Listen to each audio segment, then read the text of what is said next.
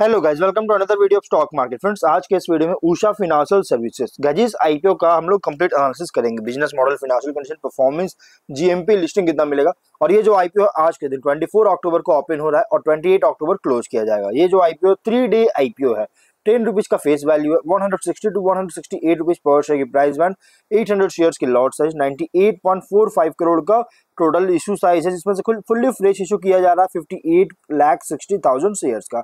NSE SME पे listed किया जाएगा और एसएस कॉर्पोरेट सिक्योरिटीज इसका मार्केट मेकर है। तो यहाँ पे जो अलॉटमेंट डेट रखा गया 29 अक्टूबर का, 30 अक्टूबर रिफंड्स रिलीज करने का डेट रखा गया, शेयर्स डीमैट अकाउंट 30 अक्टूबर को क्रेडिट किया जाए, 31 अक्टूबर लिस्टिंग डेट रखा गया है। ऑफर दिया गया क्यूआईबी को 50%, एचएनआई को 35% को, रिटेल को 35%, एचएनआई को 15% का ऑफर दिया गया है। एंकर इन्वेस्टर से 27.9 करोड़ का फंड रेज कर चुका है। इसके प्रोमोटर है mister Rajesh Gupta, mister Anoop Garg, miss Geeta Goswami, mister Nupur Gupta और मिस्टर से बीआर हैंड्स इन्वेस्टमेंट इसके प्राइवेट लिमिटेड जो प्रोमोटर है। प्री इशू होल्डिंग 98.91% का, पोस्ट इशू 72.24% का होल्डिंग देखने को मिल जाएगा। तो आईपीओ देखिए, कंपनी का जो आईपीओ आज के दिन ओपन होने जा रहा है 168 अपर प्राइस बैंड है। अगर आप इसके बिजनेस की बात करेंगे, अब देखिए कंपनी जो है मई 1995 में इनकॉर्पोरेट किया गया था। एक तरह का नॉन बैंकिंग फाइनेंस कंपनी है, जो कि एसएमई कैटेगरी का non banking finance company NBFC company है, जो कि लैंडिंग सॉल्यूशंस जो है अदर एनबीएफसीज, कॉर्पोरेट्स, एमएसएमईज और इंडिविजुअल्स, पर्टिकुलरली वुमेन एंटरप्रेन्योर्स को जो है सो लैंडिंग सॉल्यूशंस प्रोवाइड करता है, मतलब कि लोन्स प्रोवाइड करता है इन सभी सेक्टर्स में।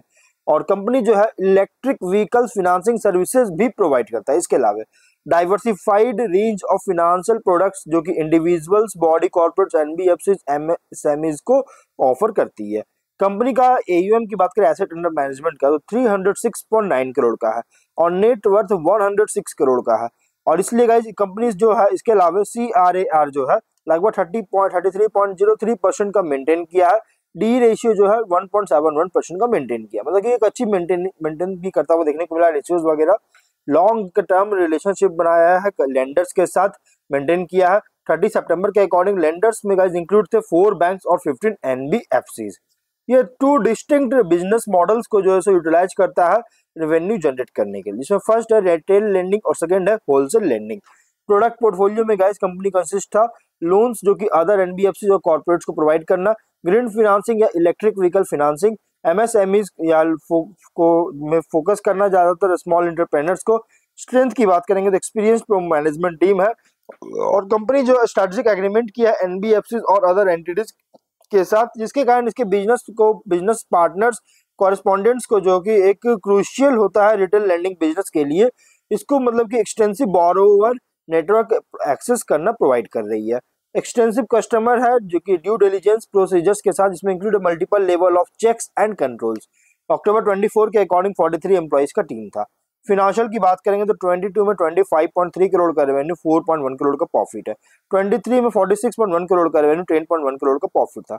24 में 63.9 करोड़ का रेवेन्यू, 13.4 करोड़ का प्रॉफिट है। जो फर्स्ट क्वार्टर 24 में 26.8 करोड़ का रेवेन्यू और 5 करोड़ का प्रॉफिट है। फिनेंशियल अगर देखा जाए ना, तो टॉप लाइन हो या बॉटम लाइन, कंसिस्टेंट ग्रोथ देखने को मिला, अच्छे स्टेबल ग्रोथ देखने को मिल रहा है। कंपनी का फिनेंशियल में बहुत अच्छी ग्रोथ है। आरओई मतलब रिटर्न ऑन इक्विटी जो है 9.29% का, ROC 12.02%, debt to equity 1.7 time का है और 24 टाइम का PB price to book value, मतलब थोड़ा सा कॉस्टली देखने को मिल रहा है। पी रेशियो 19.83 टाइम्स का है, जो कि थोड़ा सा कॉस्टली देखने को मिल रहा है ये आईपीओ। अगर हम अदर एनबीएफसी कंपनी से कंपेयर करेंगे तो गाइस उतना ज्यादा कॉस्टली नहीं है। इसकी कुछ रिस्क की बात करेंगे तो कंपनी जो है उषा फाइनेंशियल सर्विसेज, ये रिलाई करता है, हेवली रिलाई करती है इसके ऑपरेशन से इक्विटी और डेट कैपिटल जो है एक्सटर्नल सोर्स, जो कि अंडर फेवरेबल कंडीशंस के साथ और with in a suitable time frame के साथ, जो के अंदर जो है इक्विटी और डेट कैपिटल को सिक्योर करने में एबिलिटी को लेकर जो है सो हेवली रिलाई करता है इसके ऑपरेशन। और अगर कंपनी जो है शॉर्ट टर्म या लॉन्ग टर्म बोरोइंग्स जो है 107 करोड़ का और 73.6 करोड़ का, मतलब शॉर्ट टर्म बोरोइंग 107.6 करोड़ का और लॉन्ग टर्म बोरोइंग 73.6 करोड़ का है, जो कि रिपोर्ट किया। और अगर ये इसके नेसेसरी फंड्स को सिक्योर करने में फेलियर होता है या फिर कंपनी के डेट ऑब्लिगेशन को ऑन टाइम रिपे करने में इनेबिलिटी होता है, फेलियर होता है, तो इसके वजह से डेट्रीमेंटल कर सकता है कंपनी का ऑपरेशन और फाइनेंशियल स्टैंडिंग को। और कंपनी जो है एक एनबीएफसी कंपनी है जो कि लेंडिंग सॉल्यूशंस प्रोवाइड कर रहा है। इसके कारण गाइस कोई भी क्रेडिट क्वालिटी जो होता है, लोन्स जो इशू किया गया कंपनी के द्वारा, अगर क्रेडिट क्वालिटी में डिक्लाइन होता है तो इसकी वजह से भी नेगेटिव इफेक्ट कर सकता है कंपनी के बिजनेस और फिनांस को।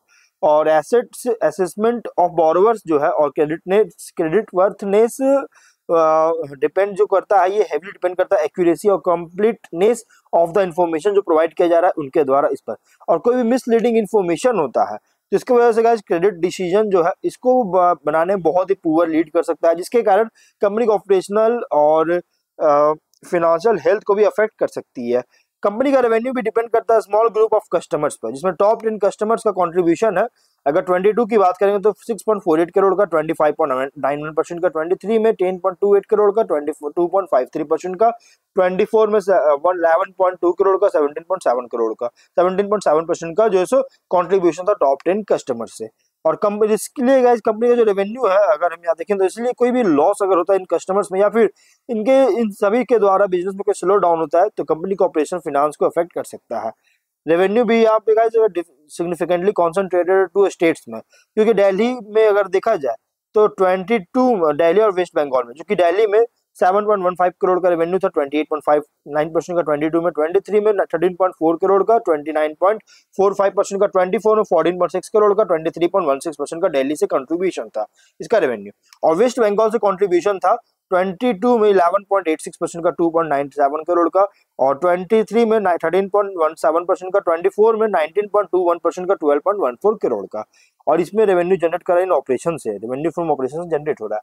और इसलिए इन दोनों स्टेट से कोई डिमांड में कोई भी डिक्रीज होता है या फिर एडवर्स डेवलपमेंट होता है इसके बिजनेस एनवायरनमेंट में इन दोनों स्टेट में, तो इसकी वजह से भी ऑपरेशनल फाइनेंशियल परफॉर्मेंस को भी निगेटिवली इम्पैक्ट कर सकता है।